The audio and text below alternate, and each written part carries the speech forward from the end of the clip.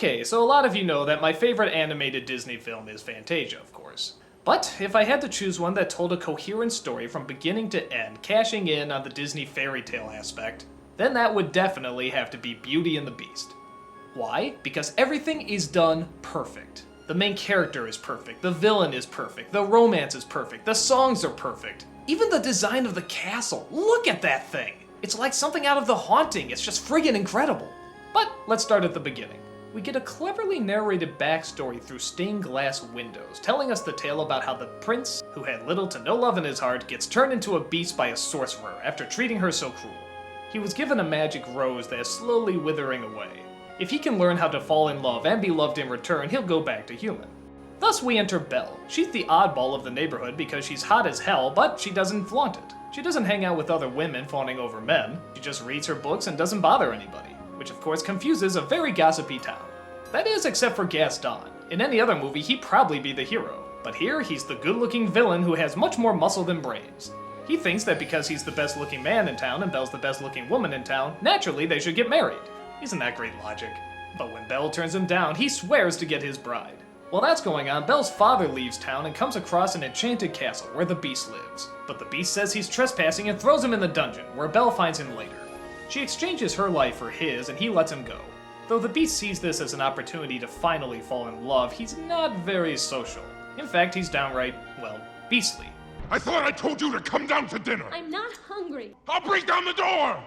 But through the help of some very well chosen and very well paced events, the two actually do start to fall in love with each other. They both slowly start to let down their defenses and start to see the good in one another. Which of course leads to romance, sadness, action, bloodshed, magic, all that good stuff.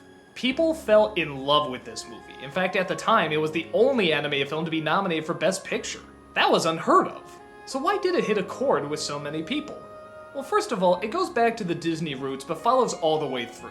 It's a fairy tale, and it knows that, and it totally engulfs itself in it. But as fairy tales go, there's a few twists. This time the couple actually has to take their time to fall in love with each other. They don't just meet and suddenly they're meant for one another. And the movie is actually very clever at never saying how long they're together. It could be weeks, it could be months. So that way you're allowed to draw your own conclusions. The villain is a much more realistic villain. He doesn't start off just evil and bad, he's actually the town hero. But as he fails to get his way for longer and longer, he turns to more desperate measures. Which leads to one of the more obvious, but still pretty poignant lines. He's no monster, Gaston. You are. And then you got Belle. Belle is one of the best animated characters ever. She looks good, but she doesn't show off. She's kind, though she has her limits. People mock her, though she could really care less. And she's just off doing her own thing, not giving a shit what anybody says. On top of that, she's looking for something a little more specific than most Disney female leads. And that's something greater than herself. Something grand, something spectacular, something that she can barely comprehend. That's actually pretty deep for a kid's film. It's much better than saying I want a prince or feet or whatever. And it also works out because it turns out what she's searching for is in the very last place she would ever look. Now there is an argument that maybe Belle is too perfect. That she's not really that complex because she doesn't have many problems or flaws. And I'd be lying if I said I didn't see that.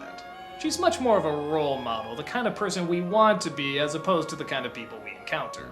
But I don't know. If it's still a good role model and the character still seems existable, I don't see much of a problem. I don't really see the downside in liking her. It's that belief in the best of humanity. So for me, I really enjoy her. She's kind, smart, and just does her own thing. I should also talk about the Beast too. I love the way this thing is designed. Whenever I heard the story of Beauty and the Beast before this movie came out, this is pretty much what I imagined the Beast looked like. Very big, very werewolf-like, so I thought he was awesome. I guess if I had to pick one problem with the movie, it would be the design of the human version of the Beast. The animators say that no matter what they put there, the people wouldn't have been happy because, well, they fell in love with the Beast and not this guy. I think that's kinda true, but I don't know. If you put in Eric or Aladdin or something, I don't think anyone would complain. And plus, people fell in love with the Beast because you called him Beast. What's his real name? Did she just keep calling him Beast after he transformed? No, it's a nitpick. Do I really have to explain what else is good about this movie? You all know the songs, you all know how great the animation is, you all remember these characters. It's just a flawless film. As I get older and older, it only gets better and better.